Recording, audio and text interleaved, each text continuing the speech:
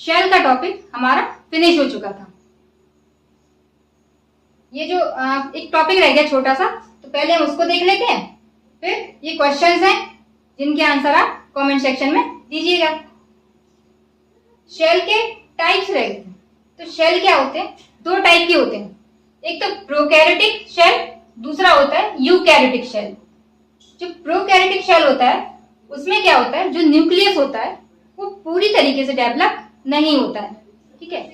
और जो cell membrane होती है उसकी, वो भी क्या होती है, सॉरी सेल नहीं, न्यूक्लियर मेम्ब्रेन जो होती है वो भी ठीक से डेवलप नहीं होती है। यूकैरियोटिक शेल में क्या होता है, न्यूक्लियस पूरी तरीके से डेवलप होता है और न्यूक्लियस जो मेम्ब्रेन है वो भी पूरी तरीके से डेवलप होती है।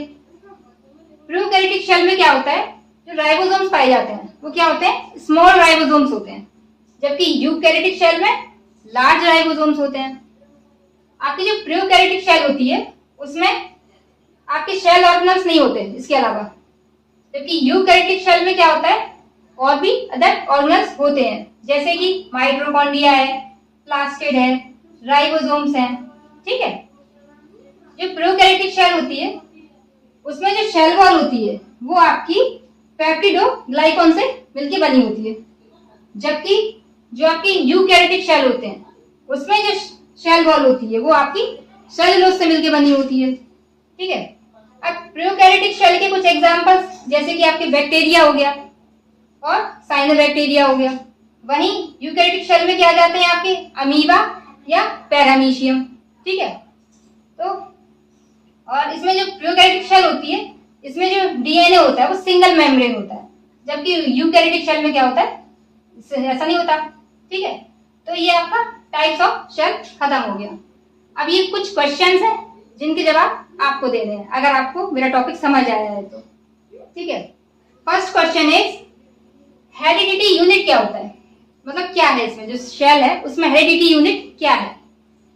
सेकेंड है आपका organelle responsible for cell division in animal cell, यानी एनिमल शेल में जो शेल डिवीजन होता है उसके लिए कौन सा ऑर्गेनल रिस्पॉन्सिबल है उसका आपको नाम बताना है। थर्ड क्वेश्चन है cell wall is made up of, मतलब शेल वॉल जो होती है वो किसकी बनी होती है।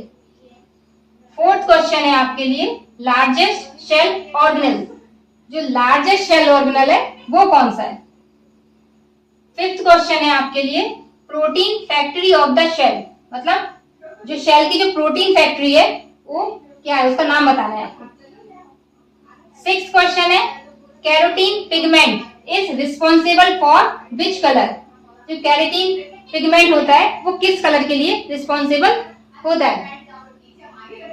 सेवेंथ क्वेश्चन है cell theory was proposed by, मतलब शेल थ्योरी किसने आप दी थी, ठीक है। एथ क्वेश्चन है the inner wall of the mitochondria is drawn into number of folds called, मैंने आपको बताया था जो इसमें होता था माइटोकॉन्ड्रिया कुछ ऐसा शेप होता था, ये डबल मेम्ब्रेन होता था, अंदर के ये इस तरीके से होते थे। तो ये जो अंदर वाले जो फोल्ड्स हैं इसी का नाम पूछ रहे हैं ये कि इसको क्या कहते हैं, ठीक है। फिर है आपका द प्लास्टिड्स होते थे 3 टाइप के, ठीक है। तो प्लास्टिड दैट स्टोर्स स्टार्च, उनमें से कौन सा वाला है जो स्टार्च को स्टोर करके रखता है, ठीक।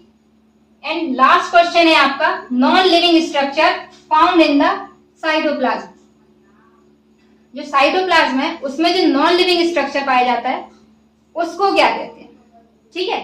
आई होप कि आपको ये लेक्चर पसंद आया होगा और ये क्वेश्चंस भी आपको पसंद आए होंगे। इन क्वेश्चंस के आंसर आप कमेंट सेक्शन में दीजिएगा, ठीक है।